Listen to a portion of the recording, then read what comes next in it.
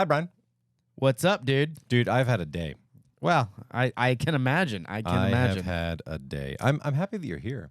I'm excited. And I wanted for this episode for our viewers as we get into the end of the quote school year, right? Because we are coming up. Yeah, and I know that some people are adults and don't have kids and are like, what are you talking about? But for a lot of people who have kids or work in the schools, it's the end of the school year and summer's right around the corner, and a lot of people go on vacations. And when people go on vacations, they fly places, and when they fly, things happen. Crazy things up in the sky, in metal tubes, in airplanes, and all kinds of things we're going to talk about today that have to do with flying on airplanes, about everything from plus-size travelers to just being nice and moving for the next person. I'm just trying to figure out how you can be in the sky and not be in an airplane, because that means that you're falling. That's what you're doing. Falling with style, as Woody would say. Oh. Let's get started. Welcome to Neighbors Don't Knock, the show that brings you hilarious, unapologetic conversations only these neighbors can have. Join them and guests in their weekly mission to expand the neighborhood. Now, here's your hosts, Brian Chambers and Philip Goffrey. What's going on? What's going on, guys? You can't really do the breaking the law, break the... I like that. That works. Self-accolades. You do the whole like... They like me. They really like me. Slap hands. Slap hands. A slap at a slap at it. Brian, in honor of you, I have my... I saw the Houston Zoo, man. Yeah, my Houston Zoo... Yeah, that's awesome. Plastic pint glass today. Economically well built, Yep, right?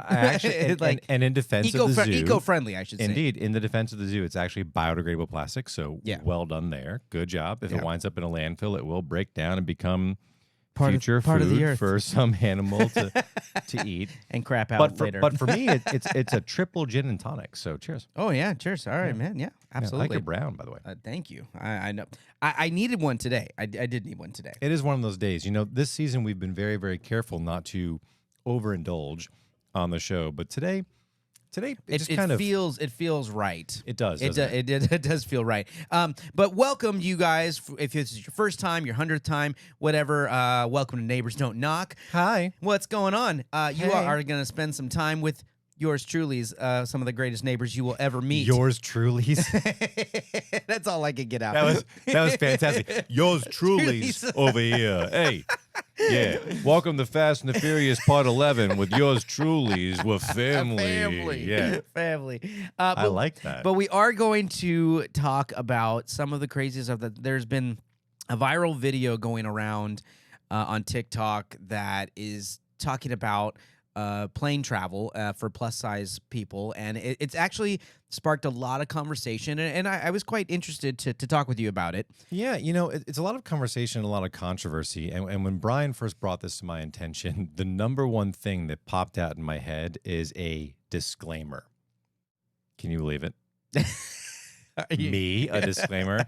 I was waiting for it. I was just waiting for it. I really do want to throw this out there. Listen, you all, I've said this before on the show, but we are not journalists. Not only are we not journalists, Brian and I are people who are on a mission to expand our neighborhood and entertain you, the listener. Therefore, any opinions that you hear on Neighbors Don't Knock not only do not represent any of the organizations that we represent outside of this room in this studio, but also Brian and I really like to get into debates. We play devil's advocate. We take both sides of a coin. Well, we don't I love looking at both sides. Exactly. I really do. What we discuss on this show does not always represent how we actually feel about anything. So sit back, relax. If you're going to contact your lawyers after you watch the episode. Some things.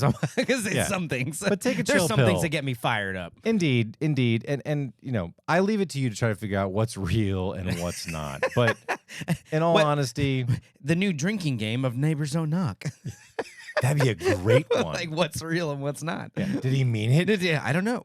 Was he playing? Is that the opposite side of the coin? Heads or tails? Drink. but Philip's right. But we're gonna get into there's a TikToker that has been going around TikTok goes that the she's clock. been advocating for plus size travelers and things like that. Ooh, plus size. Yes. Is that controversial? I don't think you can say that anymore. Can you say plus size still? Yeah. Is that okay? I mean, yeah. She says plus size in her TikTok videos. Oh, okay. So, but larger passengers. First of all, we talk about airline travel in general, and there's a lot of challenges with it.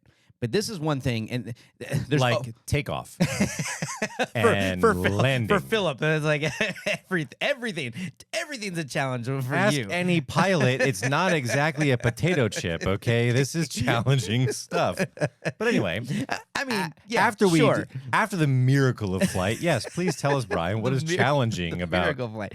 Well, okay, after dealing with security and luggage and check-in that and is a challenge. and other people in general. I mean, there's a lot of perhaps the biggest challenge of all. It is. There's a lot of challenges. But one thing that I want to make very clear that I truly believe this is flying is a privilege.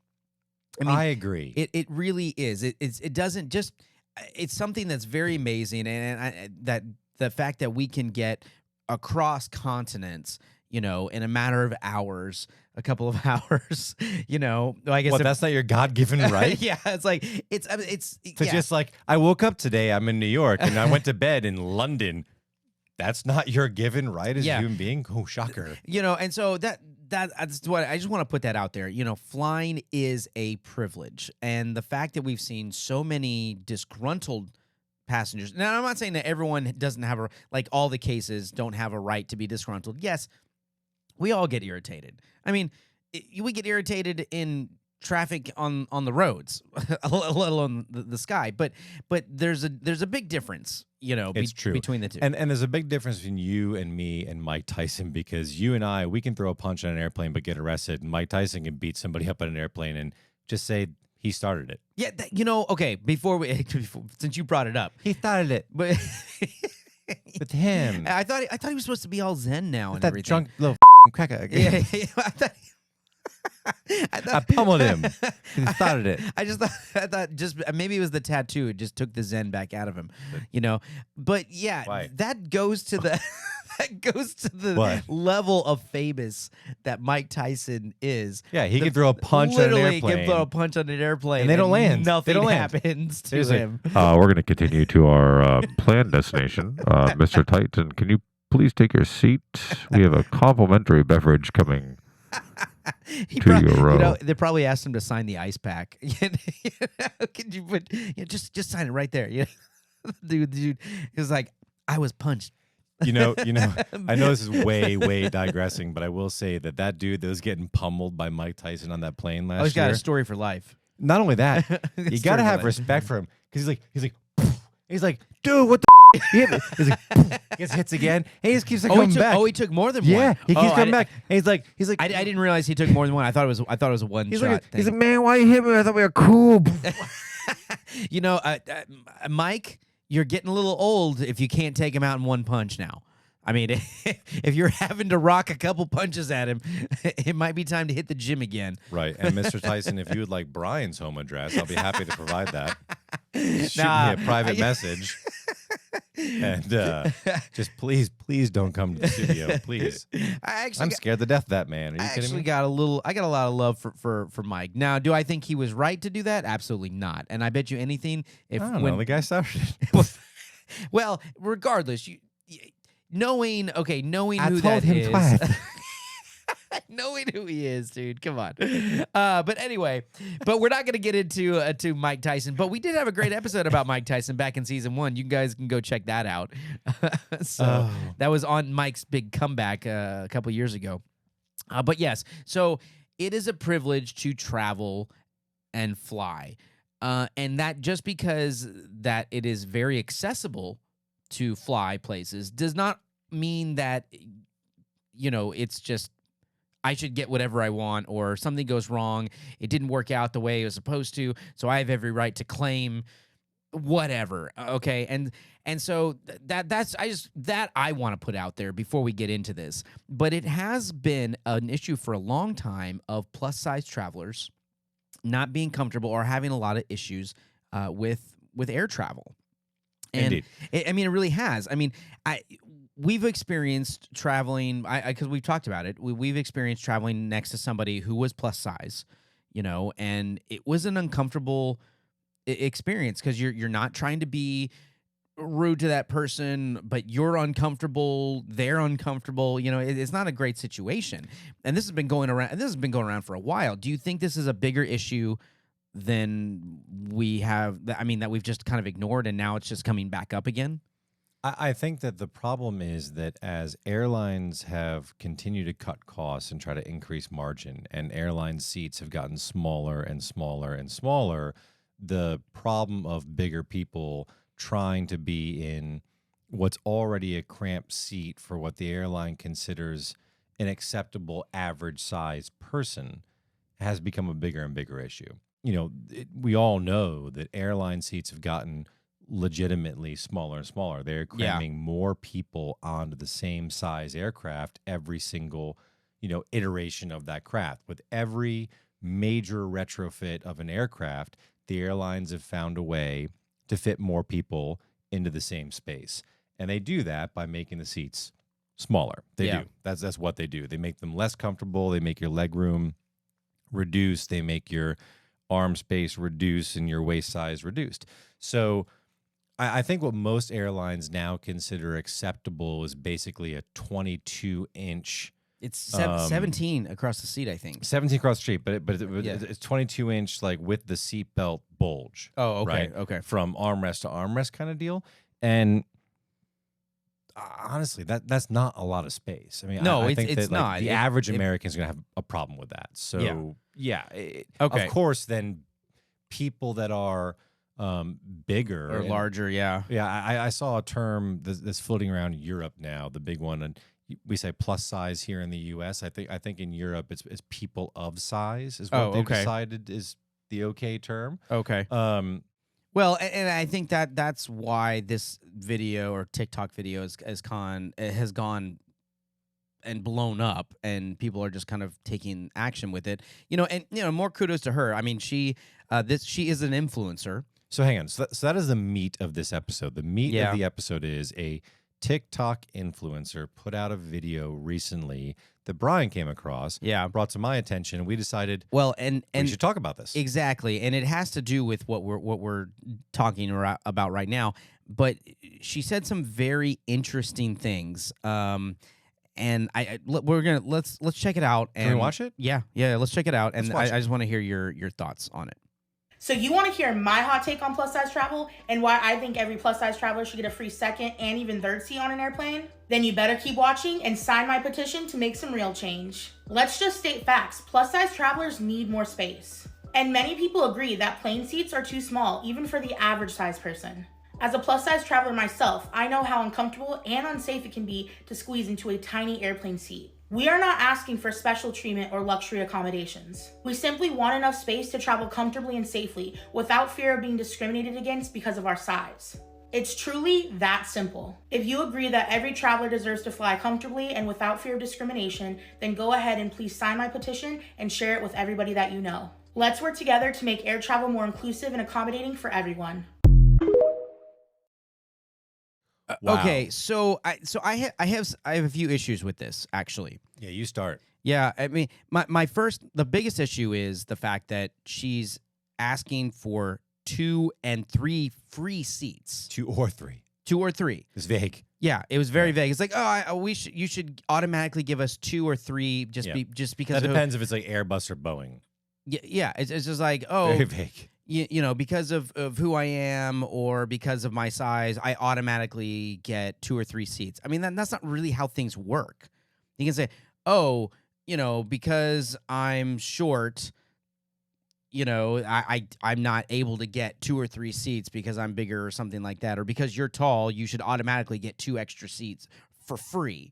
Right, for more, that's not what that's not how it works. That's my biggest issue. You can't just demand free seats. I mean, it costs money to fly these planes. Airline airplane fuel is no joke, right? I mean it's expensive, and people I'm intimately aware. yeah, and people are paying for these seats, and you're just like, oh, because I'm bigger, I'm a larger person, I should automatically be given 2 or 3 seats.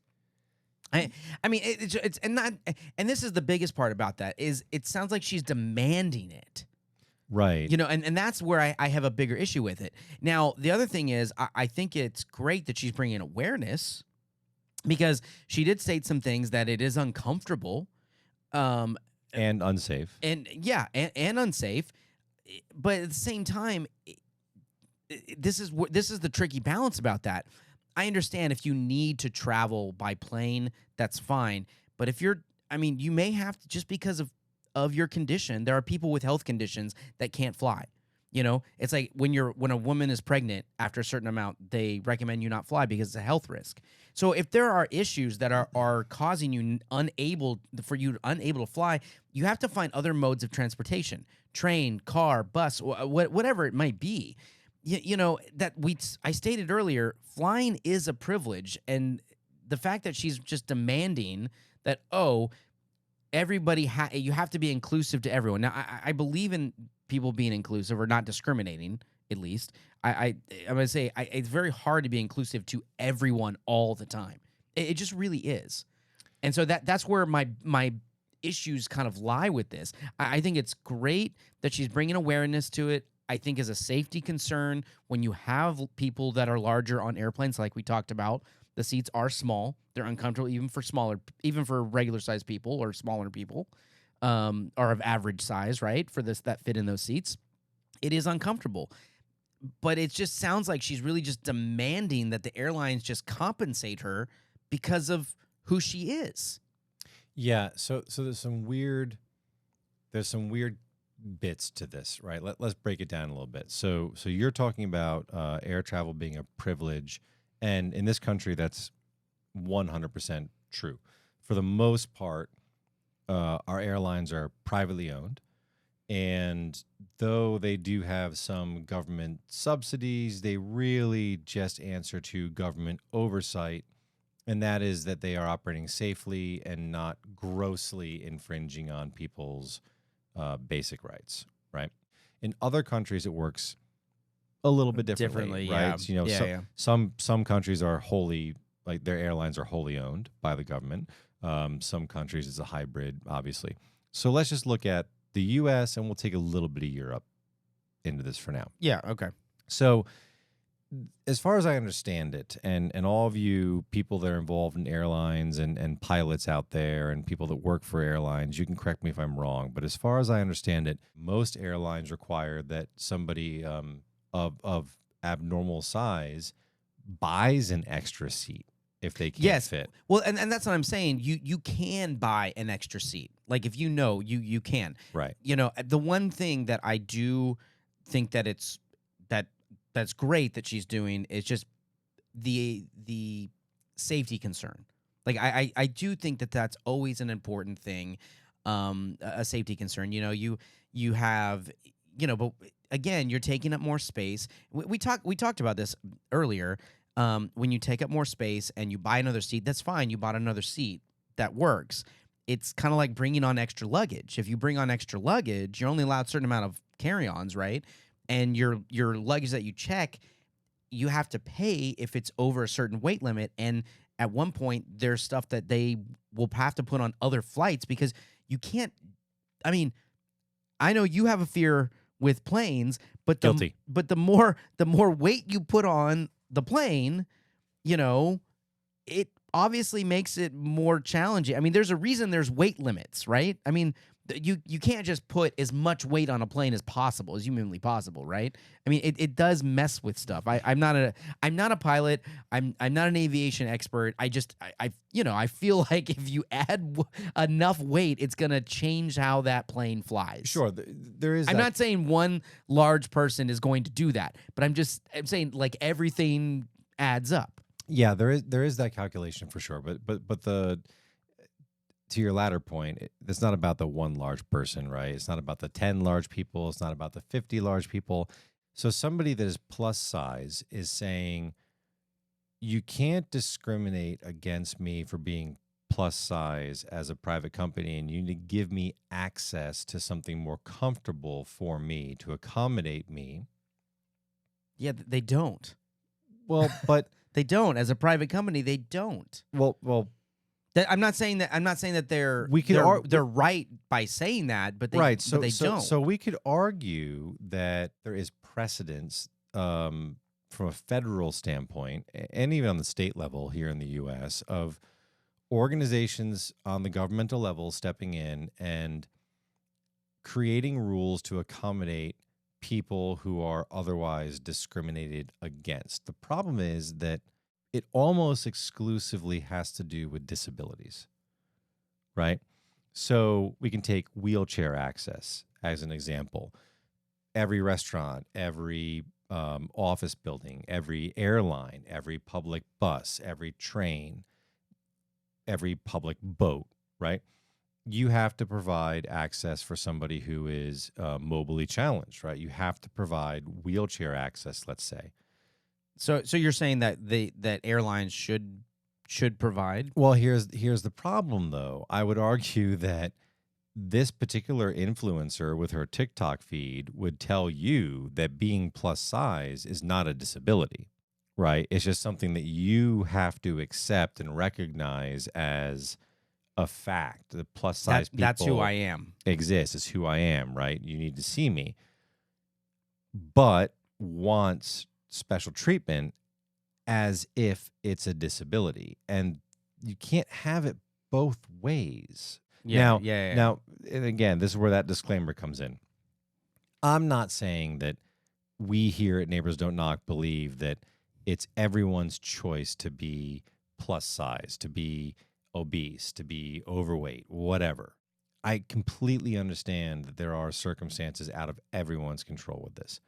However, you can't have it both ways. You cannot ask the airlines and or the government to get involved and treat this as if it's a special needs situation, Yeah. a disability, when you don't want to be treated like you have a disability. Yeah, because they don't want to be quote unquote discriminated against, because that's they're normal. That's just who they are. It's a weird deal. It is a little weird. I mean, I'm with you. I think if you I think if you are going to have it kind of like the wheelchair access thing, if you have like one or two seats that are for someone that is larger, but again, this is kind of where it is difficult, because unless they redesign the seats where you can make two seats, like that, you're still giving up another seat or another spot that someone else would have paid to be on there. And so I think honestly, unfortunately, I think you just have to buy two seats if you're that uncomfortable. Now the bathroom situation, or the tray tables, if you're larger and have issues with that, I understand that is a challenge, and that's not, but I've been on flights where as someone who is not a large person, I have been on flights where it's been uncomfortable and small. So I can not even imagine someone who is much larger than me having to deal with that. But at the same time, they didn't accommodate for me just because I was uncomfortable with how it is.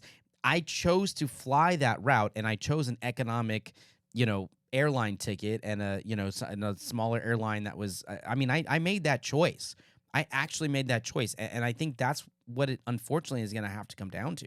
You're going to have to pay for an extra seat. And you can't just put it on a ticket and say, yes, I'm plus size, I'm going to get an extra seat. No, you have to buy two seats.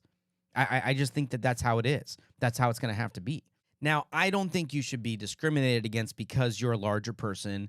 I think people should be treated with respect regardless. I mean, I absolutely agree with that. I don't think, as someone who works for the airlines, you should be making fun of somebody or, giving them a hard time about it. I completely agree with that. I think you can be treated as a person, as an actual human being. I think that's absolutely fair to demand and ask. And I think the awareness and the safety aspect is something that is good for them to bring up. She's posted several videos on this, and I'm gonna play one more because it had some love to see it had it, yeah. some interesting things that she said in this one. Did you know that more than 1 billion people in the world are plus size? That's roughly 13% of the population. And yet, many airlines still don't have clear policies in place to accommodate plus size passengers. That's why I've started a petition calling on the FAA to require every airline to have a clear customer size policy in place for plus size passengers. No one should have to endure the discomfort, embarrassment, and discrimination that often comes with being a plus size passenger trying to navigate air travel. By signing this petition, you can help us demand that airlines take concrete steps to make air travel more inclusive and accommodating for all passengers. Whether you're plus size or not, everybody deserves to be treated with dignity and respect when they fly. Let's work together to make sure that the travel industry serves everyone, not just a select few. Sign and share this petition, and let's make a difference. Again, it's just like, like you were talking about private airlines, companies, and demanding them to do this. Like, oh, you are required to do this because of they're not. They're really not. And am I saying? And I'm not disagreeing with the fact that when she says that everyone needs to be treated with respect. I agree. When you fly and you choose to pay for a seat, and you should expect to be treated as a customer, as respectfully. Like, I mean, if you don't, you go and you use a different airline, or you do something else. You just don't go. But I have a problem with the stats that she brings up. yeah, too. 13% of the population, she said, So okay, is plus size. So I don't know where that number came from either. I don't know either, but here are the problems. One, I don't know what plus size means, right? If she's As saying, far as how you measure that. So if she is saying that roughly 1 billion people of the 7.88 billion people that are alive today are plus size, right away my assumption is she's taking liberties, because that plus size is probably using a BMI. I think that's a huge liberty in that statistic. you can fit into an airline and seat. I can fit in an airline seat, and Okay. I am just shy of 6'4". I can fit uncomfortably. I'm clinically obese. My BMI says I am clinically obese. I think that's a really, really fudged number. Yeah, That's yeah. my gut feeling. And well, I mean, and why not? I mean, why wouldn't she fudge it if that's the case? It doesn't help her cause, Right, it's my gut feeling. unless it. My next question would be, okay, what was that percentage 40 years ago? And my guess is it was much smaller. Yeah, I would be willing Right? to say it was And again, smaller too. because we are dealing with getting heavier and heavier as every society, especially in the Western world, because of bad lifestyle choices. Yeah. Right. So again, we're asking organizations and, governments to literally enact change based on a high percentage of a subset of population making bad lifestyle choices. Yeah. It'd be the same way- flat out, right? Right. It'd be the same way as saying, okay, well, X percentage of your population are drug addicts. Therefore, We should you have accommodate to accommodate to drug addicts. Yeah, exactly. It doesn't make sense. Yeah. That the model doesn't work. And I know recently they tried that in various circumstances in various cities. It just you So can't. they're feeling the backlash You on that. can't do that. No, right? you can't. The majority of your people drink and drive, so let's get rid of drinking and driving laws. Yeah, let and everyone drink be and drive. drunk. Yeah, Exactly. It doesn't work, right? So yeah. There's definitely holes. I'm with you on that. Big holes. And so I completely see that. Again, if she wants to keep advocating for it, go for it. I just think that it's gonna come down to you're gonna have to pay for another seat. That's I don't see. I personally, for you guys, if you guys see another way for this to actually go forward, let us know. I don't. I just don't see that, because if you ever or let me ask you this before we close this out. Have you ever been traveling with your family and asked someone to switch seats so you could sit with them, like if you guys weren't I have. together? Yeah. And have they done it? Not always, but most often. So I used to fly quite a lot with my family. I don't so much anymore. Often we were in a situation where we had to see if somebody would switch with us to Okay. accommodate sitting together as a family. Yeah. And so when you did, 80% of the time, I would say. okay. So but when when someone didn't, did you ever like lose it or No. get okay? Because that's Not who, a that's single that's time. who you are. But there are people Oh, I know. They that think they have a right. They think they have a right that is your seat that you chose and you paid for, and because they didn't book the way they needed to, or they're on the and you decide you didn't want to, for whatever reason, whether it doesn't even matter. It doesn't even matter what your reason is. For whatever reason that person has, they didn't want to. The other people lose it, and it's just like, and it kind of goes back to this mentality of, I'm demanding this and you should accommodate to me. Right. Make no mistake. We live in a very strange time in this country in 2023 of people feeling privileged as if they are A lot of victimhood. they just deserve. And I'm not yeah. calling her a victim necessarily, but I'm just it feels like it. Right. It really How feels dare like you? I deserve to sit with my family. No, you don't. There's no guarantee for drink service, pretzels. There's no guarantee for politeness. Wi-Fi, like getting No. upset and the Wi-Fi is not working. These are all absolute icing on the cake privileges, as Yeah. you put earlier in the episode. That's why I say I don't see this problem being just click your heels and that it's going to be solved. Right. Especially with the petition. I think it's admirable. I understand the safety and wanting to be comfortable. I say go for it. I think there's a lot of holes with it. I don't necessarily agree with how she's going about it. But what do you guys think? Do you think this is a really big issue? I'd love to hear your thoughts on this. Do you disagree with us? Feel free. It's all right. It's a free country. You can disagree. Post up. Yeah, we'd love to hear Challenge accepted. Yeah, we'd love to hear what you guys say.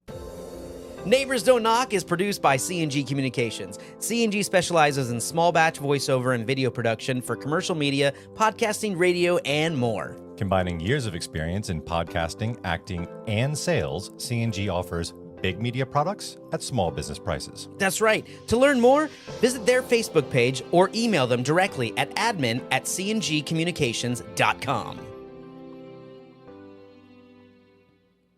Before we get out of here, I do want to jump to a favorite segment that we do. That's right, it's time for Neighbor Tweets.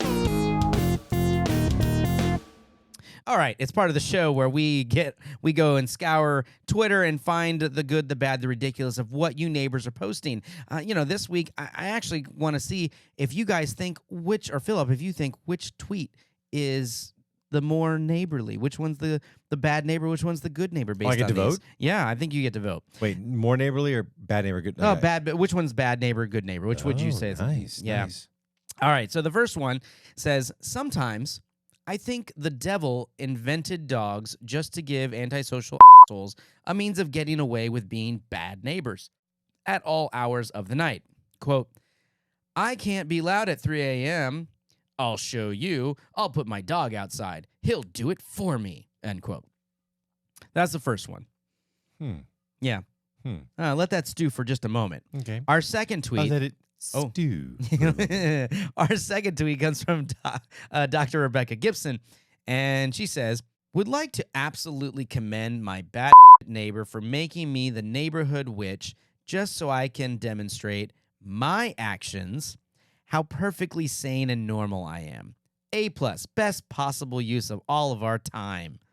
So, which do you feel is a good neighbor and which do you feel is a bad neighbor? Brian, you chose some rotten apples to give me for. I mean, they could both. I mean, Wow. I have to go one or the other. I'm Is there a good neighbor in there? Is there a good tweet out of this? There's no good neighbor in either of these. There's in not my good. opinion. You think But of I'm, both? I'm Okay. going to go with of course, if your neighbor's dog is out 3 a.m. Oh, the first one, not the doctor. Okay, the first one. Yeah.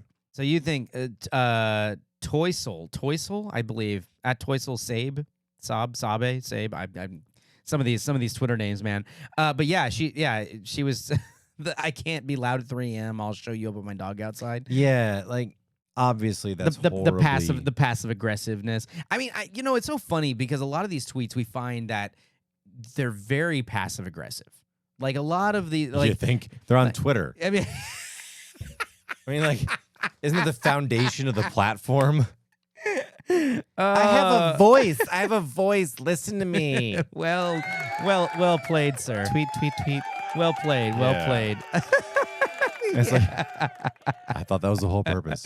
Yeah, no, I probably have to agree with you on that. I think that both of them are pretty bad, to be honest. Yeah, you it makes know, the two up though. So yeah, I think that the anti-dog lady is. I Like, think the worst. anti-dog is probably the worst out of the two. I think that, if you are known as the neighborhood witch, whatever. I mean, did you really need to go on and let But everyone that's the know? thing. She calls herself like perfect, basically. She's like, you call me a witch, but I'm going to show you. It's like, whatever. Yeah, I'm perfectly sane and normal. Yeah. How many wind chimes do you think she has? I'm guessing a few. Yeah, probably. Yeah. Well, I don't know. What do you guys think? Are they both good or bad neighbors? Equally good, equally bad? I don't know. I don't know what your taste or your style is, but I think that we have a winner for the bad neighbor today. Yeah, congratulations, Toysel. So. And that does it for another edition of Neighbor Tweets.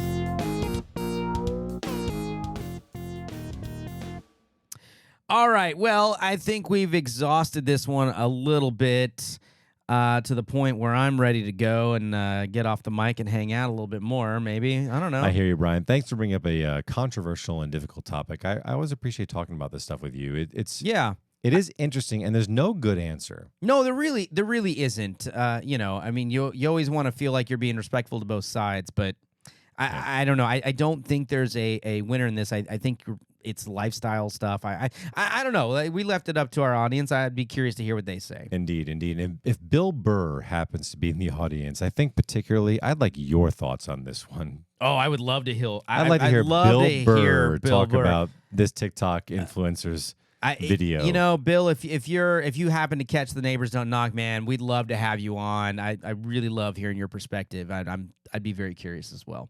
So, cheers to that. That is going to do it this week for a new episode. Make sure you guys follow, like, and subscribe wherever you get your podcasts, also to the YouTube channel. And make sure to hit that little notification bell so when new content comes around, you will be notified. Indeed. And if you happen to be on podinbox.com, go to podinbox.com/neighbors don't knock. Leave us a message. It might wind up on the show. Yeah, that's right.